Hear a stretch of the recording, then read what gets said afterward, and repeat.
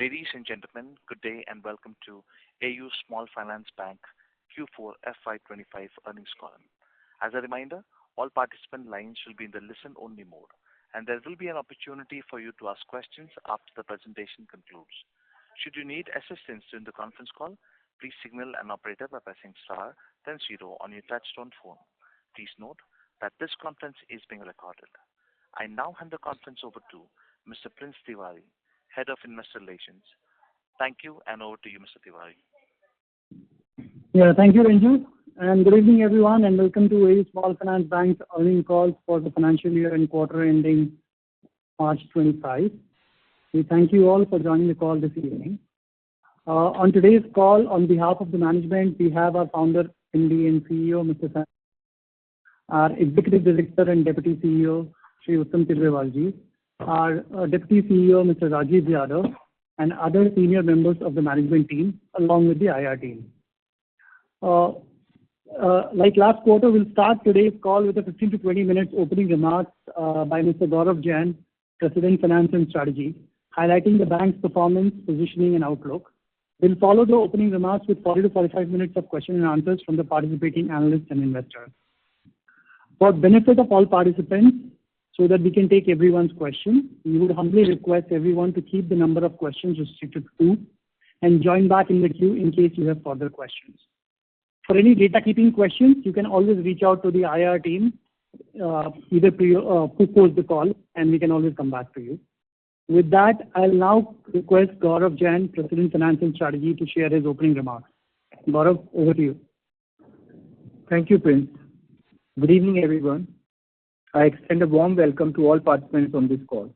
We thank you for your continued trust in AU as we close FY25, a year marked by continued transformation and resilience. FY25 unfolded against a backdrop of challenging macroeconomic conditions. India's GDP growth, while still among the highest globally, moderated to around 6.4% as per latest RBI estimates. The monetary policy environment remained tight for most of the year, with the RBI maintaining a cautious stance amid persistent core inflation pressure. Elevated interest rates weighed on both credit demand and cost of funds. Additionally, systemic liquidity remained tight for most of the year, leading to increased competition for deposits across the banking system. Evolving regulations also added to the complexity of the operating environment.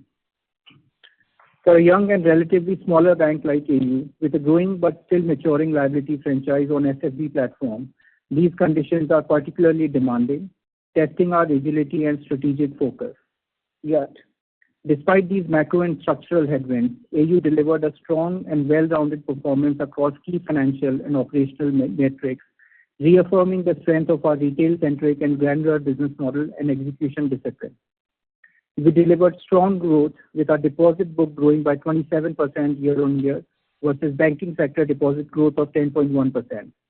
And our loan book grew by 20% YOY versus banking sector loan growth of 10.8%, despite degrowth of 18% in our unsecured book. We delivered an ROA of 1.5% despite significantly higher credit costs in MFI and credit cards, and after strengthening our provision coverage by making an accelerated provision of rupees 150 crores. Our EPS grew by 19% and book value per share grew by 23%. Now, let me talk about our business in some more detail. Our deposit base crossed rupees 1,24,000 crores this year, growing by 27% year-on-year. If we take into consideration the fact that we also replaced FinCare deposits of around 4,000 crores, which were at higher cost, underlying deposit growth comes to 30% plus. This growth was delivered whilst optimizing a number of other variables, including managing our cost of funds, which came in at 7.07% versus our initial guidance of 7.2% to 7.25%, and controlling our OPEX and marketing costs. Our branch profitability improved, with 49% of our branches, which were in existence in December 23, becoming profitable in Q4, versus 25% a year back. And all the other parameters like CASA ratio, LCR, and CD ratio remain in good shape. We have also reduced our peak deposit rate by 25 bps both on term deposit as well as on savings deposit post the last rate cut by RBI. I think this performance by our deposits business in a tough environment is a testament to the potential of our growing deposit franchise, which we have developed over the last 8 years. We have invested in all the key aspects. We established a strong segmented product proposition backed by cutting-edge digital channels, with all the cross-sell products capability, including our recently launched AD1 remittance product and comprehensive wealth and insurance distribution platform. We have pan-India distribution with the inclusion of Fincare deposits branches in the south. In FY26, we plan to open around 70 to 80 new branches, mostly in the top cities, and enable around 75 existing asset centers in district and tehsil headquarters to start taking deposits. Now, moving on to our asset franchise. Credit demand was slower during the year, and the banking system's credit growth dropped to 10.8% in FY25 from the highs of 16% last year. In this backdrop, we have performed well, with our loan portfolio growing by 20% year-on-year, reaching 115,000 crore, which is around 1.8x of the system growth rate. Our growth was led by continued strong traction in our secured segments, which include retail secured assets and commercial banking, and form 87% of our total loan book. Retail secured assets grew by 21% and commercial banking grew by 32% year-on-year. Both these businesses performed strongly in FY25 with continued strong growth and sound asset quality, and we have a long growth runway as we expand these businesses to South India utilizing Fincare touchpoints. Our retail secured assets book, which includes wheels, mortgages, and gold loans, has a vintage of over 2 decades and is a unique combination of scale, growth, high yield, and strong asset quality. We have a very strong right to win in this business with our deep distribution and underwriting expertise in informal segments in semi-urban and rural areas, strong operational processes and collection framework, and robust people practices. In commercial banking, we have developed a full product suite and tech capability over the last 8 to 10 years, and book has scaled consistently with strong growth and asset quality. Commercial banking business is important from liability franchise perspective as well, and generated around 12,000 crore of deposits. We are moving this business to Mumbai this year, which will provide an opportunity to stitch this business even more closely with our deposit franchise and other asset businesses. On the unsecured book front, our unsecured book degrew by 18% for the year.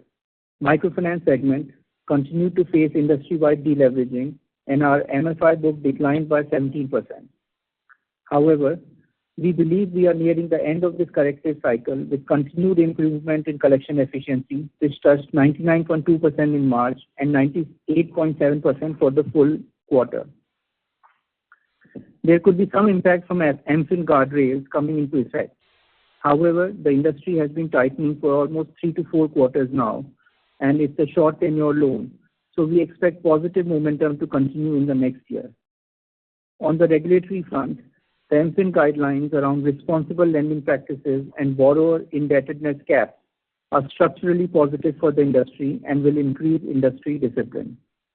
Additionally, the CGFMU Credit Guarantee Scheme provides a critical backstop for eligible MFI loans, enabling us to lend more confidently to the underserved segments whilst mitigating downside risk. Nearly 100% of our Q4 disbursements would be covered under the guarantee, taking our overall portfolio cover to 36% by the end of this year. Going forward, we will aim to have most of our incremental disbursements covered under this scheme, and coverage on the overall book will increase to more than 75%.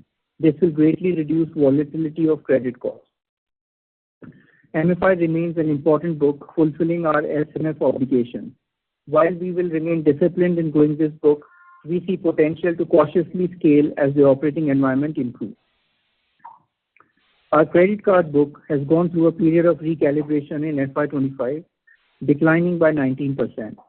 We believe the corrective actions we have taken, tightening underwriting, rationalizing credit limits, and sharper portfolio monitoring have laid the foundation for more sustainable growth. The segment offers strong product economics and cross-sell potential as we scale our deposit customer base. We see the credit card business as a strategic lever for both fee income and long-term customer stickiness, and remain committed to building it sustainably over the medium term. However, we need to be patient as it will take 1 to 2 years for our credit card franchise to turn around. In terms of our strategic initiatives, we continue to stay committed to our strategy of building a retail-focused bank, primarily serving self-employed and MSME customers, with a largely fixed-rate book and a strong deposit franchise. We have consolidated all the businesses except credit card under the leadership of our Executive Director and Deputy CEO. Both commercial banking and MFI business will now operate out of Mumbai, which will become the base for all our key businesses lines over the next couple of years, with Jaipur focusing more on back-end operations. We will continue to focus on branch expansion, attracting urban deposit customers, and driving cross-sell. Tech and digital will continue to be an important driver, both as a channel as well as a tool to drive productivity. Over the years, we have already built tech infra to process customer data available through various digital public infrastructure like Account Aggregator and DigiLocker. We are now working on adding AI layer on top of our data lake to roll out various use cases at scale to drive workflows, automation, and cross-sell. This will help drive long-term structural increase in efficiency. Finally, as you know, we have applied for universal banking license in September. Our application is under review by RBI.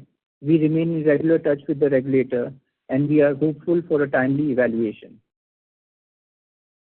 In terms of profitability, we delivered profit after tax of rupees 2,106 crores for the year and ROA of 1.5%, despite significantly higher credit costs driven by stress in MFI and credit card book. In Q4, we also made an accelerated provision of rupees 150 crores, primarily in unsecured, to strengthen our provision coverage. This provisioning was over and above our provision policy, and our coverage on unsecured businesses is now almost 100%. We also did a lot of work this year in improving our operating efficiency, and our cost-income ratio reduced from 64% in FY24 to 57% in FY25. This was driven by tight control on overheads and marketing costs, lower credit card issuance volume, and synergies from FinCare merger.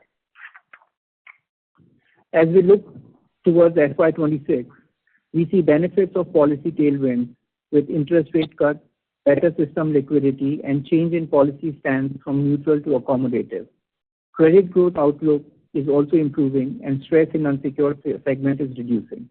However, we are in a new normal environment where post-COVID gains are over, GDP growth is likely to be range-bound, and some sort of macro or geopolitical uncertainty could be business as usual.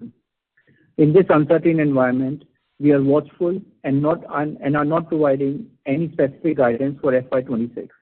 That said, based on our performance in FY25, which was a really difficult year, we are confident of continuing to do well next year. Second half of the year is likely to be stronger than the first, as credit cost in unsecured subsides and cost of funds begin to move downward. Over the medium to long term, we believe our franchise has the potential to sustainably deliver ROA of around 1.8%, with business growth of 2 to 2.5 times of nominal GDP. In closing, FY25 was a tough year, but we stayed the course. We grew, we corrected where needed, and we continued to strengthen the foundations of a forever bank. As we have said earlier, it takes about 10 years to build a bank. We have completed 8 years and are confident that the foundations we are laying today will create a stronger and more sustainable AU tomorrow. As a young bank, our business model is well established, our team is vintage and stable, and we are present across the spectrum for our retail and MSME customers. In this uncertain macro environment, we may have small hiccups here and there, but we will navigate these challenges and continue to do what is right in order to build a strong and sustainable forever bank. Sanjay, would you like to add anything?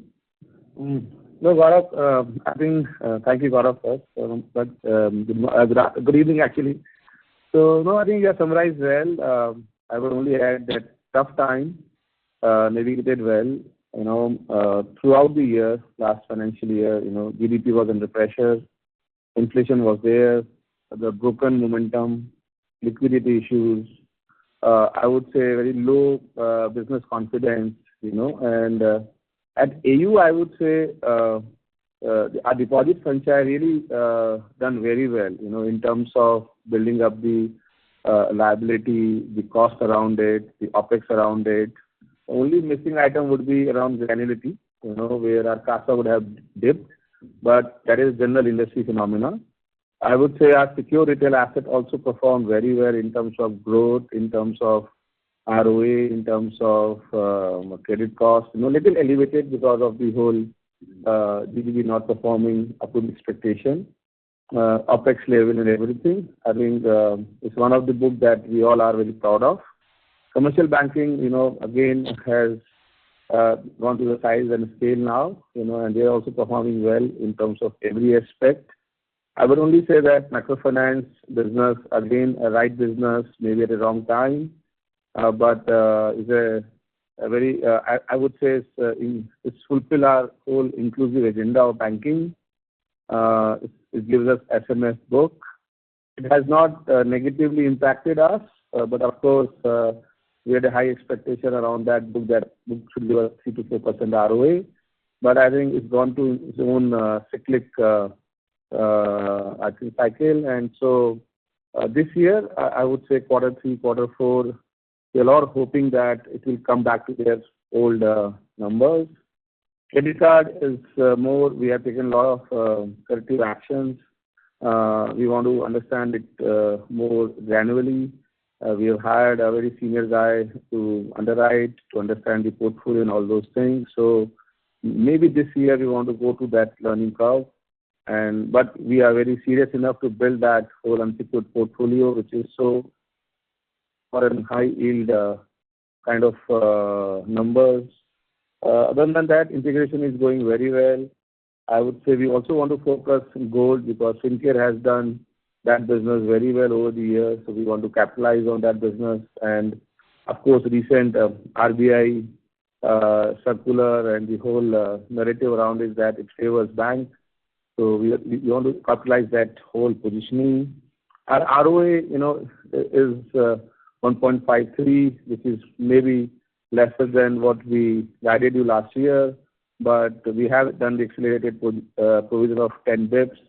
So somehow, we want to be really, I want to play around our balance sheet. We want to be very honest on our numbers so that, it does not colored. We don't want to get it colored by the whole aspect around it. So idea is to really communicate to you people very honestly that this 10 bits is on the NPA so that our provision coverage goes up to a 70% level and its NPA on this unsecured asset gets 100% covered, right? So we don't want to do anything one-off, That's the way we are thinking at AU. We want to treat everything, we want to communicate everything so that it remains a business as usual, right? So overall, very happy. I would only say that this year, this financial year looks more, I would say, more in control in the sense that interest rate cycles are now coming down. Credit cost, of course, remain around 1.3, including the accelerated provisions, but should be now on a normalized basis this year, which we are thinking in the range of 75 bips to 85 bips. Next year, it may be on the higher side of the curve, maybe 85 bips. So we'll get advantage in our credit cost next year, but NIMs can be in pressure because still the real benefit of interest rates coming down will only get materialized maybe in Q3, Q4. So we have to handle that headwind around NIMs. But overall, very happy to see the entire ROA tree. Our OPEX is in well control. Last year it was phenomena, honestly, because from 63 to 56, it's not an easy. So we had some kind of, I would say, low-hanging fruits. But we really want to build more distribution. We want to do some kind of marketing activity.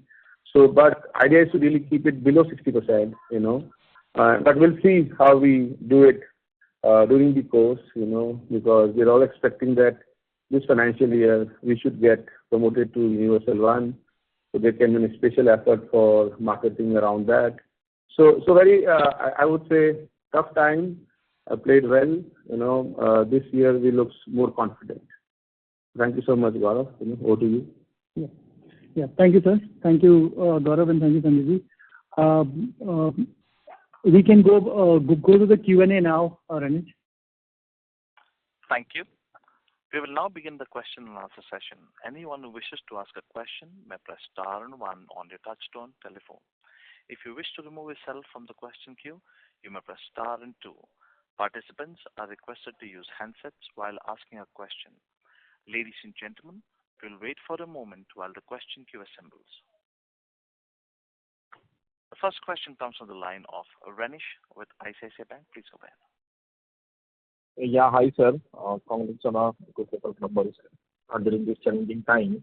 So sir, my first question is actually on the NIM.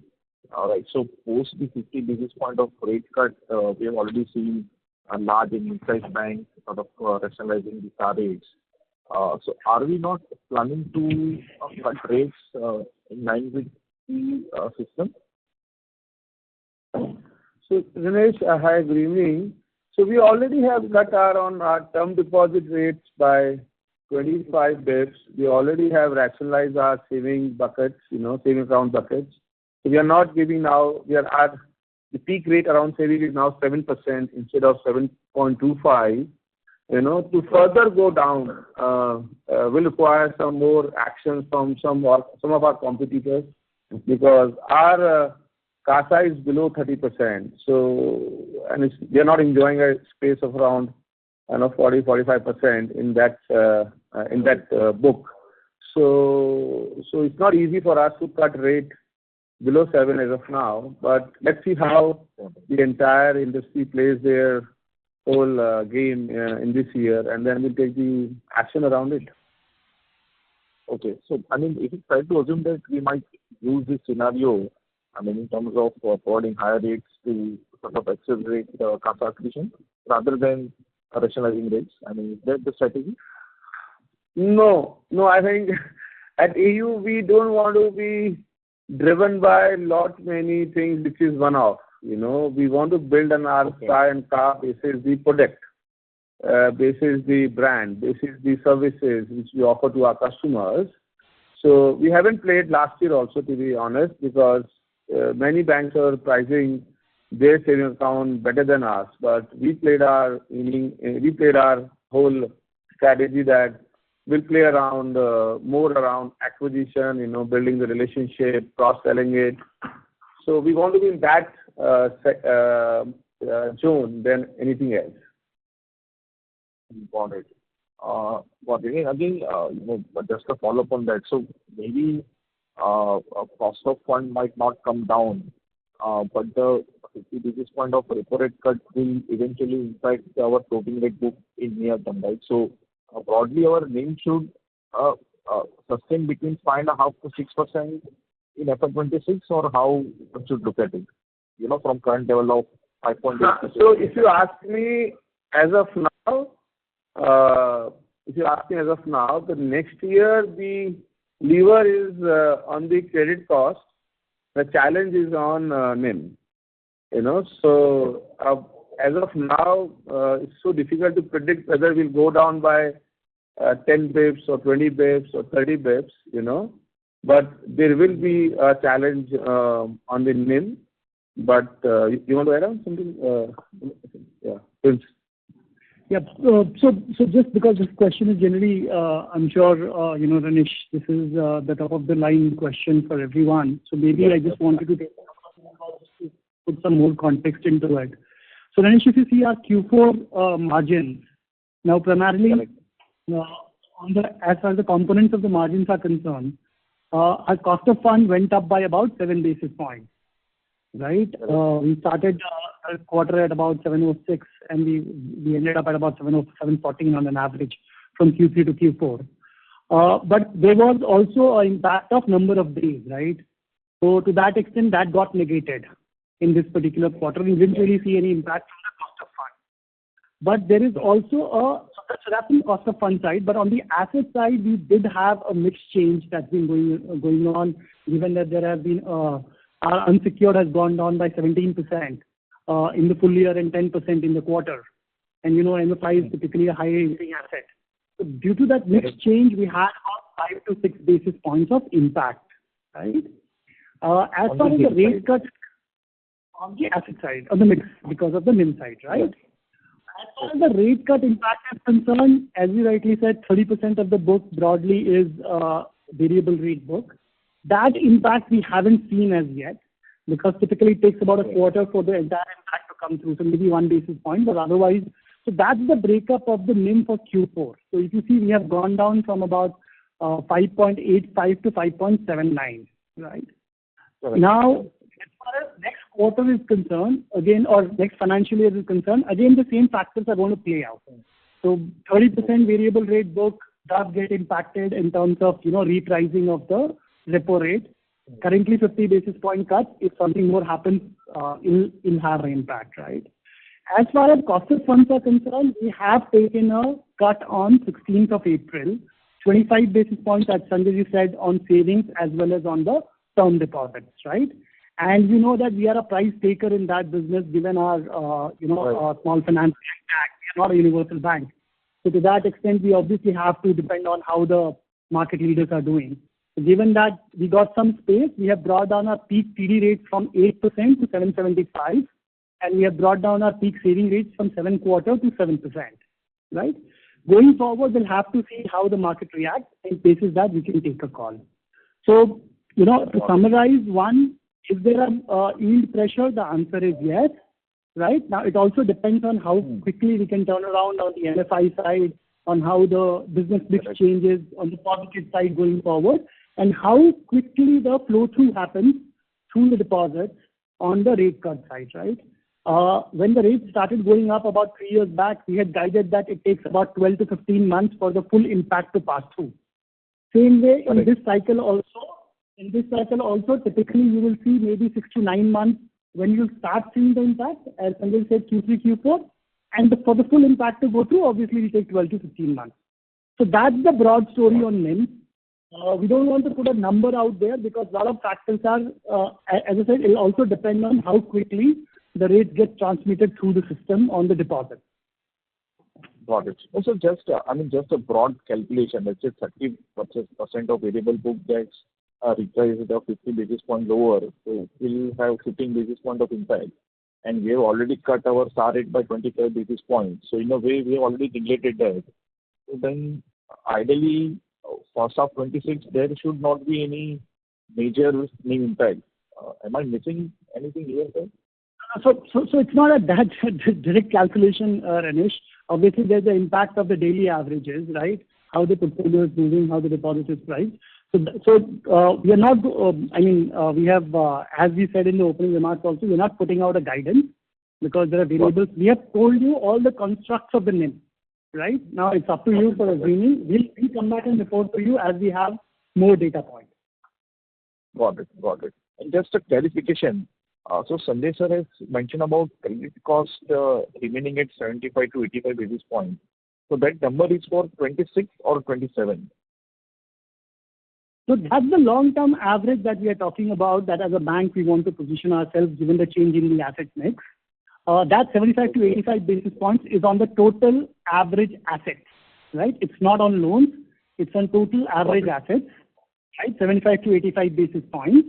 And as we said, that's a long-term average. For next financial year, we are expecting that we might be on the higher end of that curve, given that there is some more, credit costs have to flow through on the unsecured business in the first half. So, what is the corresponding number for this year?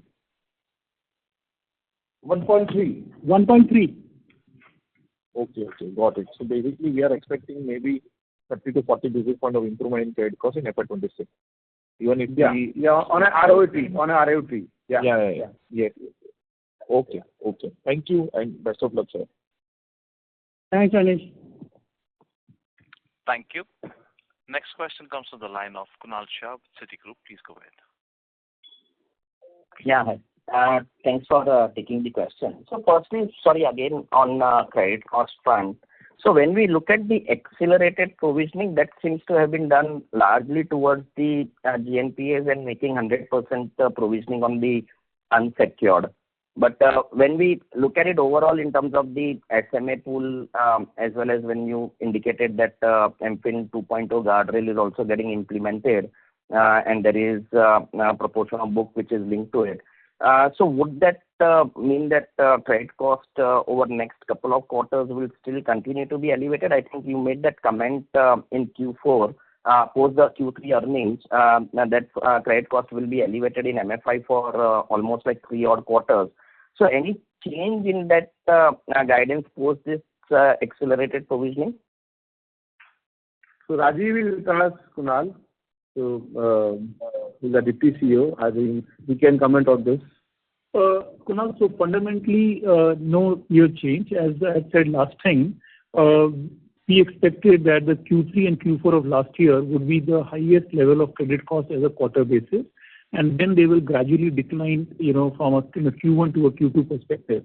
Obviously, some degree of accelerated provision that we have taken will be helpful in those quarters, but fundamentally, MFI will take 2 more quarters to reach near normalcy, as we would see.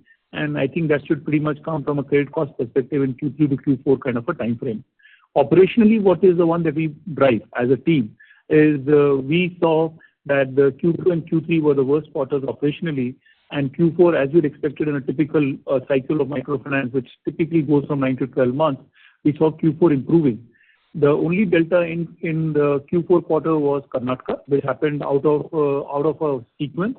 First 9 months, Karnataka was perfect. Even that has been handled well and pretty much is now on its path to normalcy. So as you can see from data, we had a very reasonable quarter 4, and with March being exceptional. And we believe that quarter 1 and quarter 2 operation will be stronger. And from a credit cost perspective, we should see that in Q3 and Q4 of this financial year. So Kunal, just to add on here, because what we have done this year is around 1.3 kind of credit cost on total asset, and we are expecting that our credit cost can be around 85 bits, for next year. It's basis that first 2 quarters will have an elevated cost on microfinance and credit card, but quarter 3, quarter 4, we are expecting strong pullback, and that is why, the overall cost of credit has gone down. We should go down for the year, right? And we expect our real book, the secured asset book, commercial banking, largely in the same range, but better than this year. Better than last year, right? Yeah. Got it. So when we look at it for full year, maybe the MFI credit cost was almost 7.75 and credit card was almost 11.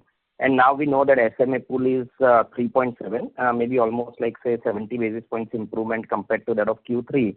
But this SMA pool will still flow through. And if we look at maybe the collection efficiency from the SMA bucket, what is the kind of slippage and what is the kind if we have to particularly touch upon these 2 particular segments, not the overall credit cost, then how would it pan out maybe compared to 7.75 and 11?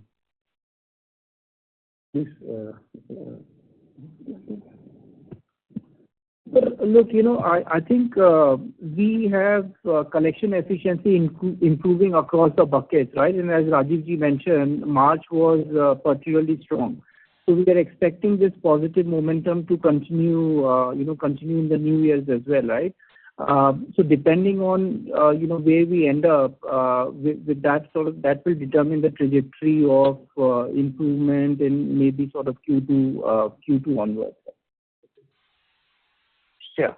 Not just to clarity, credit card, like you are seeing around 11% or 12.86, right, for this year. It should be around 6 to 7% for next year, and MFI also should be around 3.5%. And just to add to that, right, another variable in the mix is the percentage of book which is covered under CGFMU, right? So we would probably have about 35-36% of the book as on March already under CGFMU, with all of the Q4 disbursements being covered under CGFMU, right? So this percentage will only increase going forward, and we expect more than 75-80% of the book to be covered under CGFMU. So as I mentioned earlier in my opening remarks, this will reduce the volatility around credit cost. So whereas we will incur some cost for the scheme, but we will benefit in bad times by the downside protection afforded by the scheme. Got it. And one more question, if I can squeeze in. Yeah. Sorry, yeah.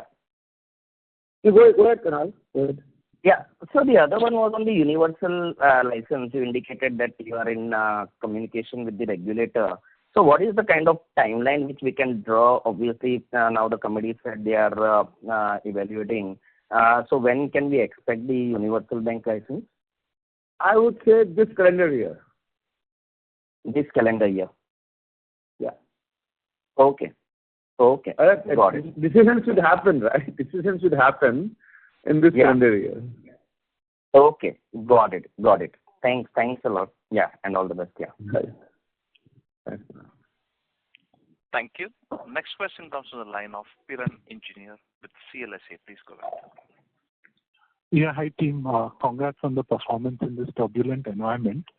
Just two questions from my end. Firstly, out of this 894 crore slippage this quarter, how much would be from the Wheels portfolio? And what was it versus, say, last quarter?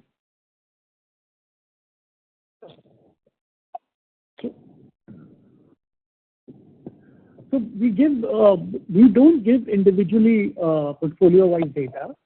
But having said that, like we have said in the presentations as well, that Q4 was a strong quarter and followed the historical trend. So every business saw reductions in slippages, barring maybe one or two on the unsecured side. So we also definitely saw a very strong fourth quarter. Okay. And also just a clarification in the initial opening comments, Gaurav said it will take 1 to 2 years for the credit card franchise to turn around. So by that you mean break even, or what exactly did he mean by that? Yeah, no. Of course, I think the expectation around our credit card or maybe unsecured business is to generate at least maybe 4 to 5% ROA, right? So, and the first level to get to that, to have the break even. So, I strongly expect to break even by next year, which is the 26-27. And from 27 onwards, it will start giving us some money. Of course, not to have 4-5% ROA in 27-28, but at least give us some kind of positive profit, from that year onwards. Thank you. Mr. Engineer, please rejoin the queue for more questions. Next question comes to the line of Pritesh Pump with DAM Capital Advisors. Please go ahead. Yeah, hi, good evening team. Sir, 2-3 questions. One is on the bulk deposits. What I see as a trend is that we have grown strongly on bulk deposit despite CD ratio being comfortable. Any strategic intent there? Not really. I think the whole system was like this, the car and SA remain under pressure, right? And we also have grown our retail deposits, right? But I think the heavy lifting has been done through wholesale deposits. So, but I think our ALM, our CD ratio, LCR all remain very strong. So, nothing specific. I think it was a flow of business. Also the follow-up question was on, say, example, REG. We have grown about 16% quarter-on-quarter. It looks like that we've done wholesale borrowing in terms of deposits, and we've lent to REG where there is slightly lower spread. So I'm just trying to think why would we grow a little higher in some of these businesses where the market is so tight. No, my friend, REG business is only 3% of our overall assets. The growth flow, I know, but it's overall is just 3% of our overall asset, right? So we never had an intention to grow REG, out of the context, right? And that business is doing well. If you ask me, the real estate is doing well. Our home loan book is also can perform well. So it's a linkage kind of thing for us, and it's a very granular. We don't do 100 crore, 200 crore kind of funding, right? It is very maybe around 40, 50 crore kind of funding. So we are doing from last 10 years. So it's very well established franchise, and we just want to be like this. So I think the correlation between wholesale deposit and wholesale lending, I don't think is that way. Thank you. Mr. Bum, please rejoin the queue for more questions. A reminder to all the participants, please restrict yourself for 2 questions. Next question comes from the line of Anand Swaminathan with Bank of America. Please go ahead.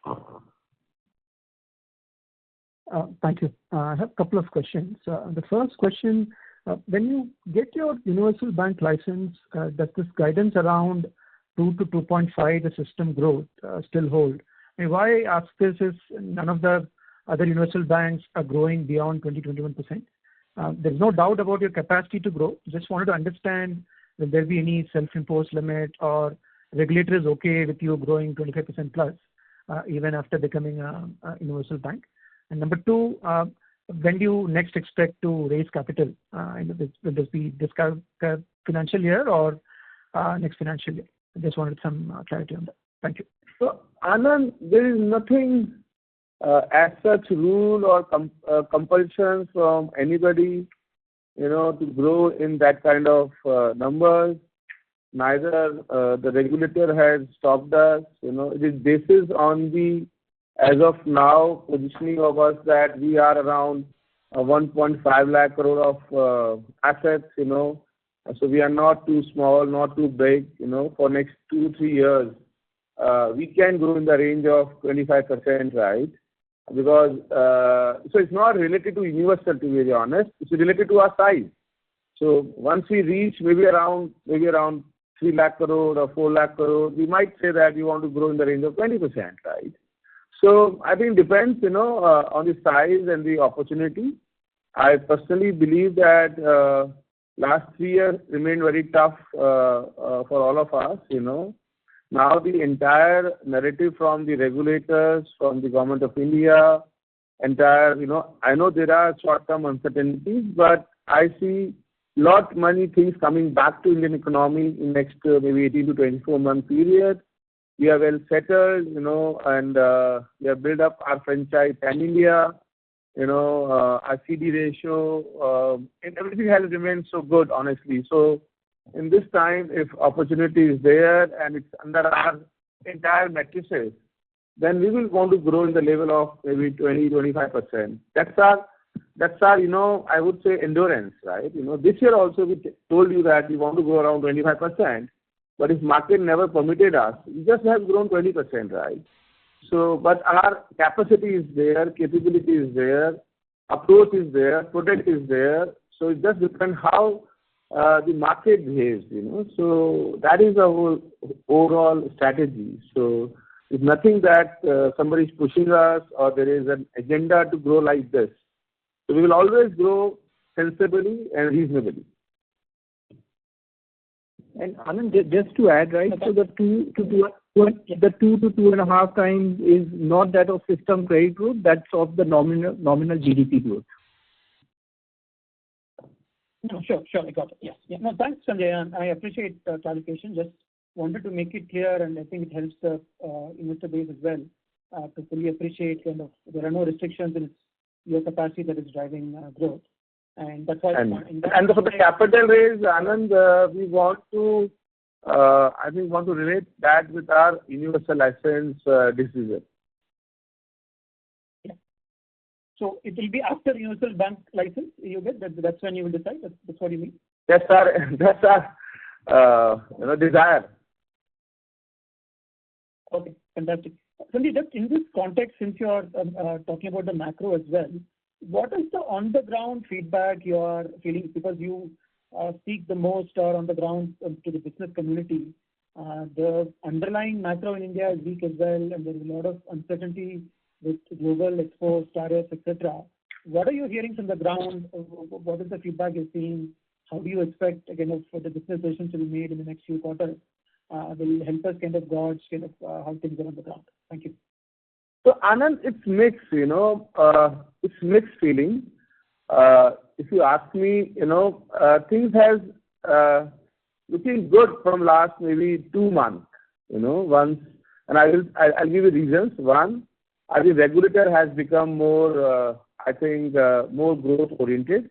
Their body language, their narration has helped us a lot. Their action is speaking louder than what they were telling. You can see the LCR norms, you can see the entire liquidity positioning. You can see that they are saying that growth has to come back. The government of India is also pushing many things. I think in last March, their capex has gone up. So I think overall, I would say things has coming now to normal level. First of all, second, I think anything which we were expecting that India will shine and India will grow in the range of 7.58%, it is not there. So people have now become more rational. People have become more cautious, right? And in this time, whoever want to build business, is sure about the entire spectrum, right? And so that's why in our opening remark, Gaurav were very categorically commented that any kind of euphoria has gone away. And when euphoria goes away, the realistic is there, right? The reality is there. So in my opinion, in this sense, we are more safe, because we know the reality. So that is coming up. I would say some sectors like real estate, the tourism, the hospitality, I would say the entire tech-related businesses are doing phenomenally well, right? So now as a banker, we need to figure out our zone, our positioning, where we want to be in, right, and build our business. So it's not that it's very gloomy or nothing is happening, but neither is that it's very growing or it's very rosy, right? So we need to play our inning well. And so overall, I'm optimistic than looking for some excuses and all those things. So that's my sense. You want to add on something?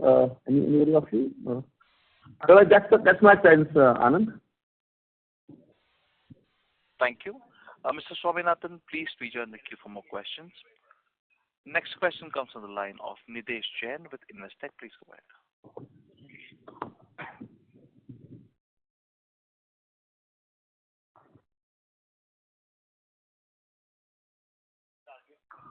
Mr. Jain, please go ahead with the question.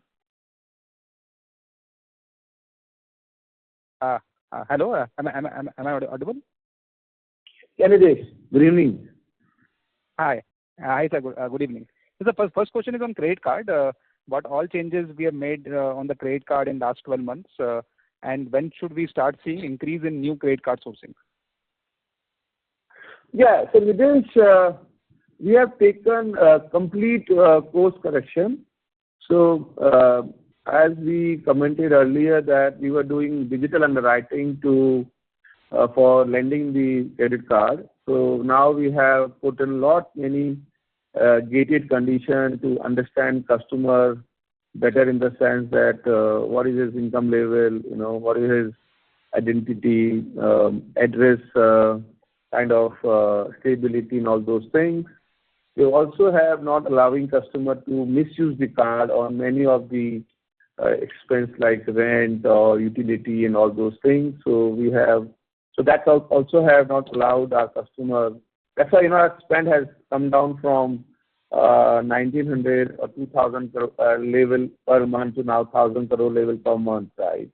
And we have also brought in the specialized credit guy from the industry to help us to build underwriting and the portfolio there. We also have not want to source through the DSA channels and all those things. We want to really build more on our ETB, right? So existing bank customers. So these are the things we have already done it. That is why the issuance has come down from 40 to 45,000 level to now 10,000 card level.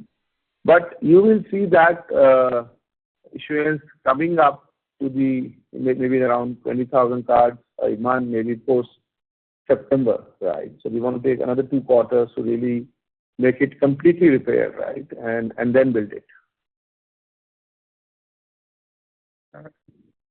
Sure. Second question is on cost to income. So last year we have done phenomenal job on cost to income, and probably we would have curtailed a lot of cost. We would not have invested the way we were investing in the past. So how do you see cost to income panning out from a medium term perspective, and do you see that when you will get leeway from a P&L, you will start investing for future in terms of branding, etc., the way we were doing in the past? So Nitin, largely, we haven't stopped any kind of investment, to be very honest. I would only highlight three key items. One, maybe a marketing cost. So we deliberately hold it because we want to now tie up with our universal license, days, so that it helps us there. Second, expansion. Last year we got the expansion from FinCare, so we want to build more businesses through that distribution. And third, of course, tech. So we have taken some pause in our tech expansion so that we really understand, because many things are coming in tech on a daily basis. So other than these three, we haven't have any kind of specific, I would say, actions to really manage our costs. Rather we were very, I would say this year onward. That's why I was so vocal to say you that my cost to income might not be around 57% this year, but should not go above 60 also, because we want to build more distribution. We want to do some kind of tax investment so that we remain future ready, right? So other than that, I think on marketing, will be tied up with our universal license zone. So yeah. Thank you. Mr. Jain, please rejoin the queue for more questions. Next question comes from the line of Nitin Agarwal with Motilal Oswal Financial Services Limited. Please go ahead. Yeah, hi. Good evening, everyone. I have a few questions. Yeah, hi, sir. A few questions. Firstly, on the ROA guidance that we have for FY27. So, Sanjay ji, you gave this guidance like last year, and we had a very turbulent FY25, and there will be some impact of new guardrail in 1H, as you mentioned. So, how comfortable do you feel to meet this guidance? Do you foresee any risk to this, or do you think that the risks are evenly poised? So, what's your assessment on that? It's a very good question. So, last financial year, which is now 24-25.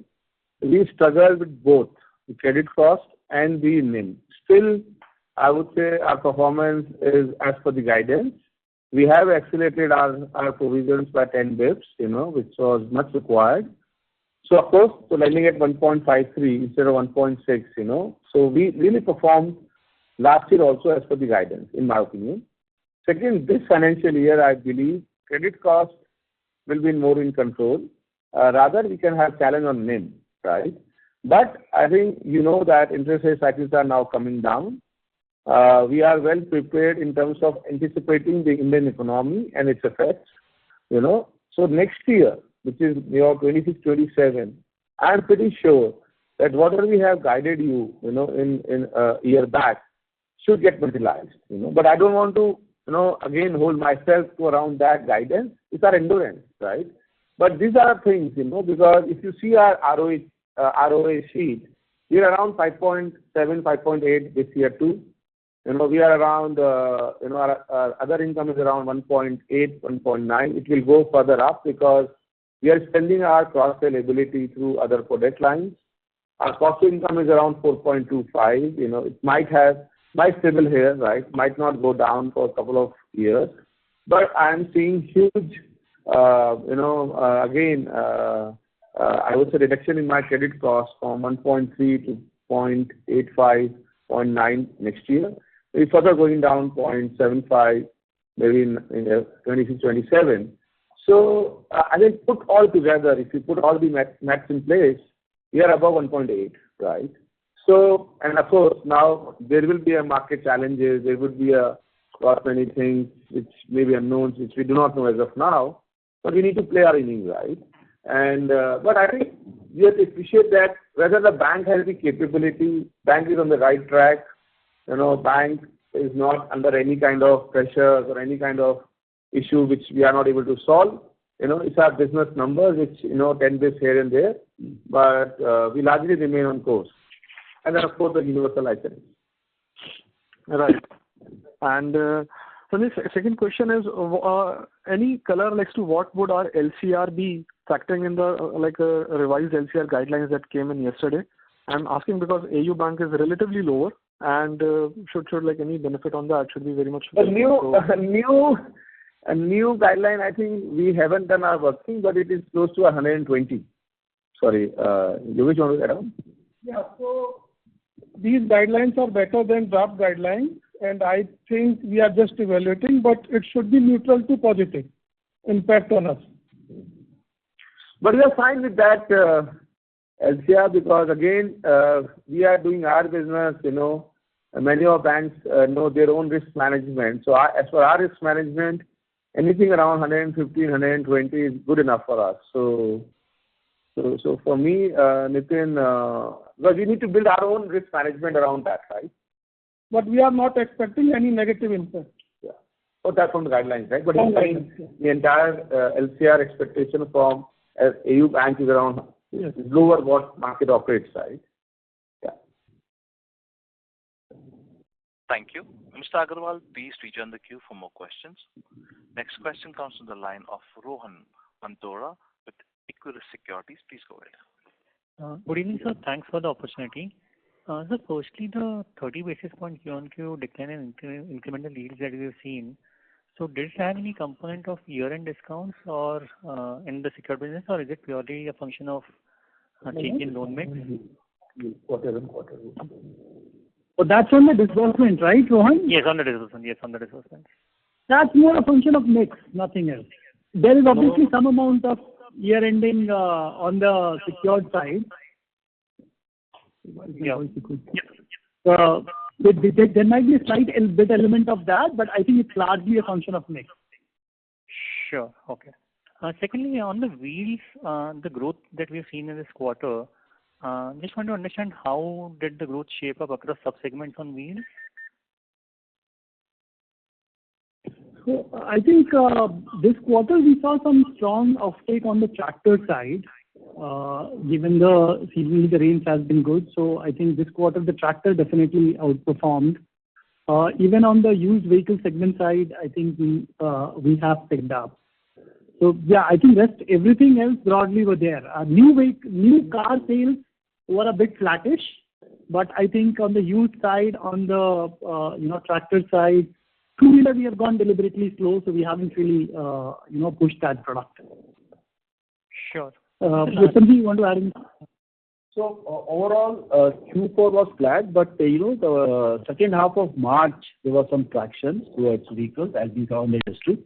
So that has contributed. Otherwise, Q4, as such, what we expect from Q4 as a buoyancy, it was not there. It was flattish, and we saw the all sales numbers also. But I think second half of March was some traction was there. That's the reason. Sure. And lastly, on slide 11, the credit cost that we are given segment-wise, what is the denominator used here? Because if you have to compare it across the last 3-4 presentations that you have given, how should we look at that number? So Rohan, everywhere we have used the gross loan portfolio or the AUM, which you can, the average of that, the average AUM for the period, right? So for the quarter or for the year. And the AUM or the GLP, gross loan portfolio, you can find on slide number 38. Right. Every quarter. So for FY25, when you're giving this as 11% for credit cards or 7.75% for MFI, so it would be average of March versus March or December versus March? Just understand. So this is for the full year. Since this is for the full year, right? This credit cost is for the full year. So you would have taken the average of all the 12 months. Okay. Fine. Sure. Yeah. Thanks. This was all from my end. Thanks, Rohan. Thank you. Next question comes to the line of Pranuj with JP Morgan. Please go ahead. Hi. Thank you for taking my question. So a couple of ones. So one is, at what level will you be comfortable in growing your MFI book in line with your overall loan growth? Because if you're guiding for a 20 to 25% perhaps loan growth, then starting from second half of FY26, could we see MFI book growth materially pick up for the share to increase from the current 6% levels?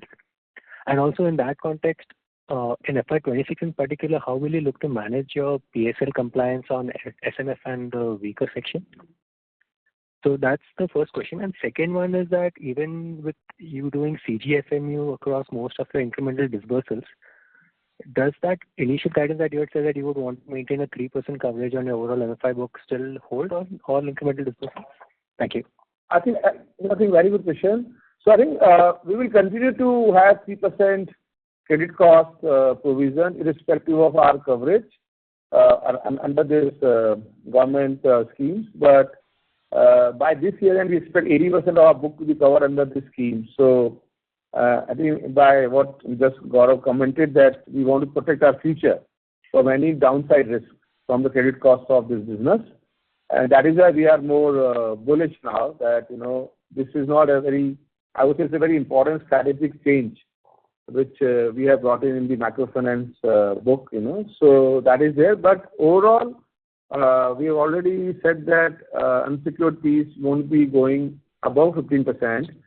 And in that, credit and MFI will not go above 10%. So we want to be in that numbers from maybe the next couple of years.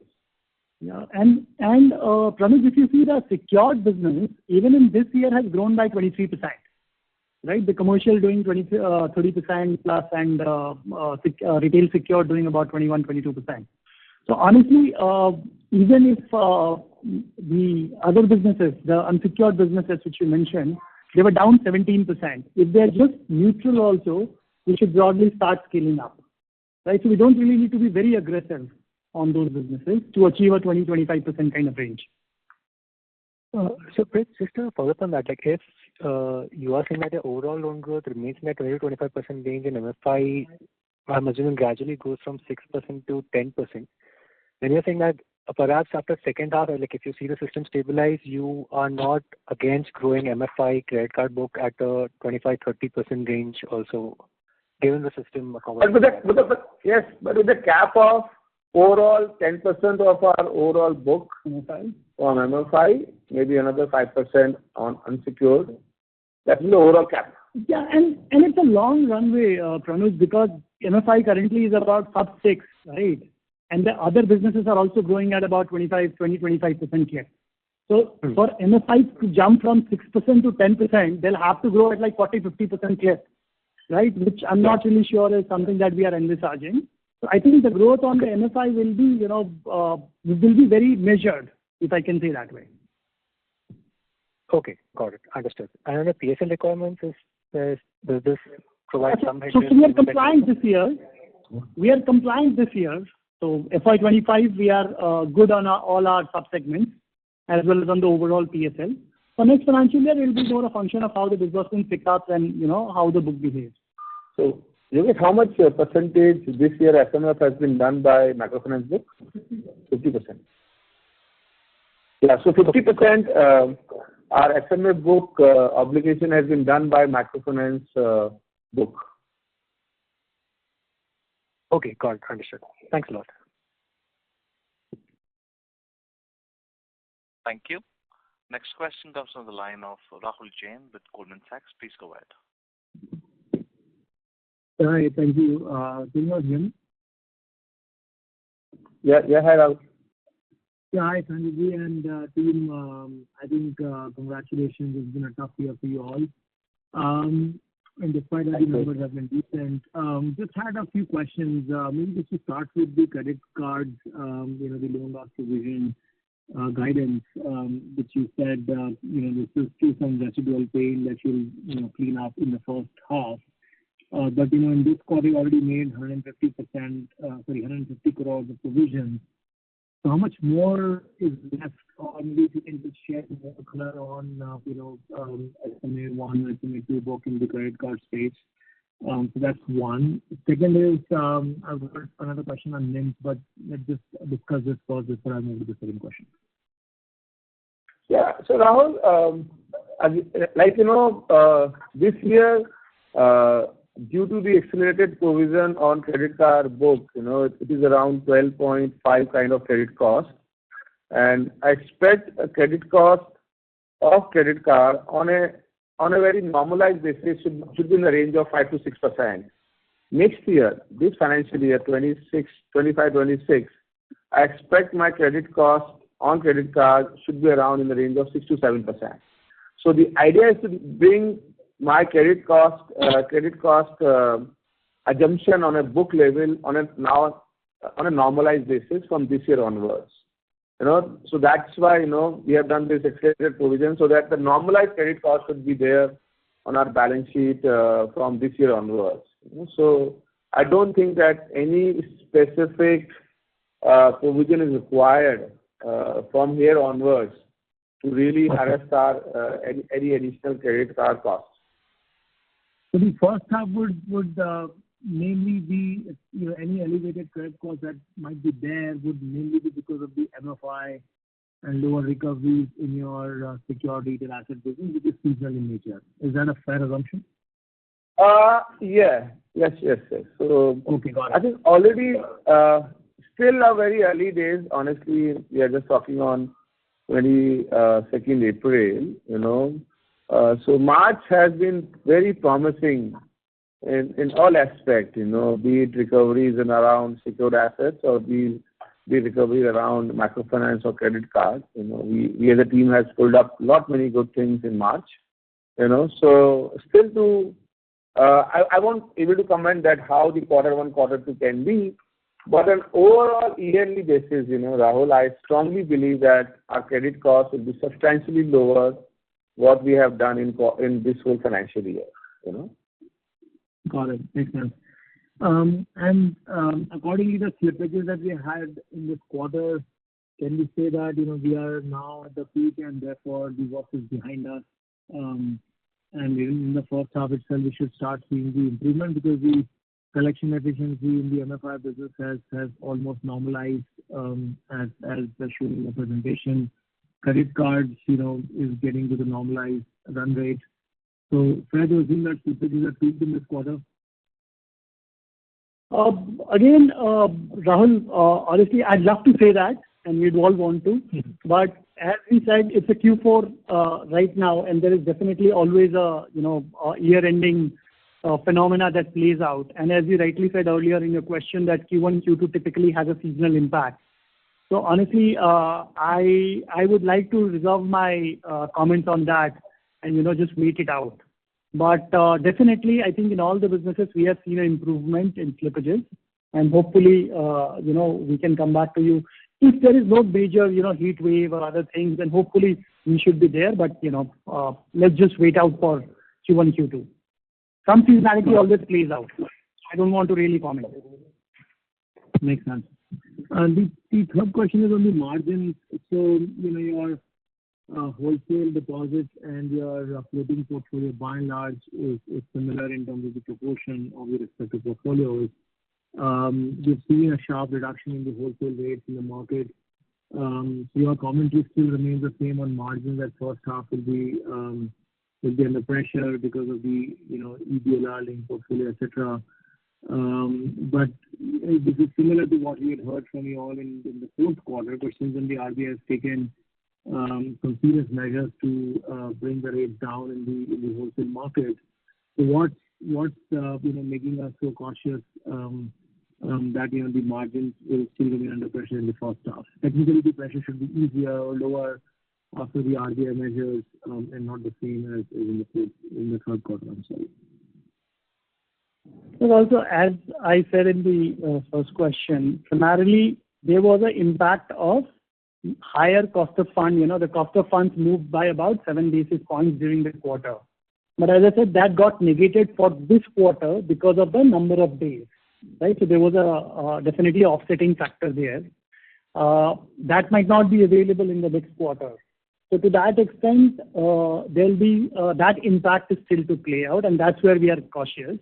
But otherwise, I completely agree with you that given the steps that the regulators have taken, the kind of liquidity measures that has been infused, and the fact that we have already taken steps on both the savings as well as on the term deposits, and hopefully wholesale prices, wholesale deposits start pricing much lower.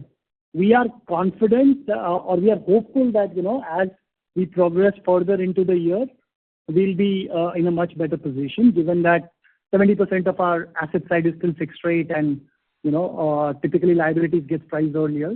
But as I said, I would like to reserve again the guidance to see that how the flow through happens. Sorry, I just have a correction, right? On the credit card stuff, right? So next year, our credit cost is going to be elevated in the first half, and in the second half, it will probably start approaching, towards more normalized levels that Sanjay mentioned of 6 to 7%, right?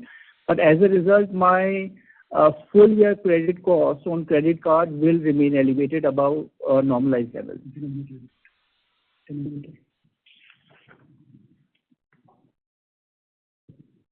Thank you. Ms. Jain, please rejoin the queue for more questions. Next question comes from the line of Ashlesh Sonje with Kotak Securities. Please go ahead. Hi, team. Good evening.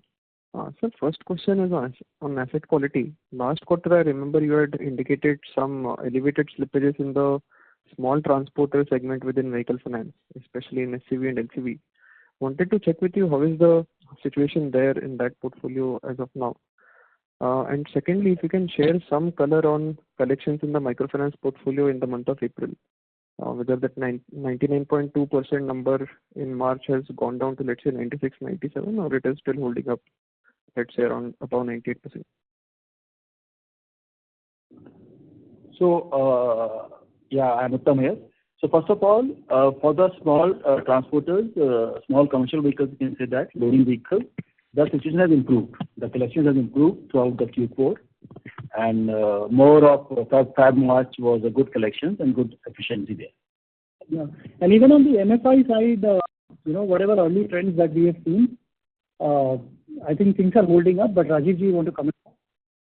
So Ashlesh, obviously March is always one of the strongest months. But as you know, this was coming out of a credit cycle, so it's not necessarily meaning that this is a normalized state. So I am fairly confident that Q1 will be better than Q4. You have the breakup of all the numbers across quarters, and Q4 was 98.7. So I expect clearly Q1 to be better, and we are tracking April quite well at this point of time, even to the earlier months. Okay, thank you. So if I can just squeeze in one more question. On the SA rate book, can you just break out what proportion of the SA book is with depositors who have balances below 1 lakh, below 3 lakh, below 5 lakh? If you can do that, thanks. I hope this is too operational, yeah. So Ashlesh, you can write to us and we can respond to this, because we don't have this data breakup at time. Okay, sure. Thanks a lot. Yeah, thank you. Thank you. Next question comes from the line of Sailesh Kanani with Centrum Broking. Please go ahead. Yeah, good evening. Thanks for the opportunity. So my question is with respect to MFI, first of all. We have around 16% of our book which is impacted by the MFIN 2 guardrails. So in cases the customers are regular in repayment, which will then load product. And the industry is moving towards that. What is your view on that? Shailesh, you are not very clear or audible. Can you just repeat the question? Sure. So my question is it better now? Yes. Hello? Yeah. Yes, better. Yeah. Okay. Yeah. So approximately 16% of portfolio is impacted by MFIN 2 guardrails, right? So in cases where these customers are kind of regular in repayments, are we considering transitioning them to an individual loan product? Because incrementally, industry is also seeing a momentum towards that. So how are we viewing that? So Shailesh, individual loans is something which we have to strategically debate and come back and see whether we sort of want to migrate to that as a general microfinance proposition, because it's not just about the impacted customer, it's in a broader construct. I would just say that we are working with the customers. We have, these customers have been well educated over the last 1 or 2 quarters for the guardrails which have been launched and what we were transitioning to. My personal belief is that the people who are still good with us and not delinquent or NPA, even if they are impacted, a lot of them are, are having capability or conviction to repay their loans. So generally, we're not seeing, at least as we are tracking April, impact on the industry guardrail changes at this point of time. Yep. Just to clarify further on that, Shailesh, we only do joint lending, JLG model today. We don't do individual model on the microfinance portfolio. Yeah, I'm aware of that. I was just thinking, I was just wondering if we are considering that as a product. Not just to react to the situation, but improving business model thinking, and as obviously there is a learning and improvement that we need to make out of this over leverage cycle. So the model will evolve, but I wouldn't say as a reaction to a guardrail impacted customer. So, and microfinance models typically evolve over a few years.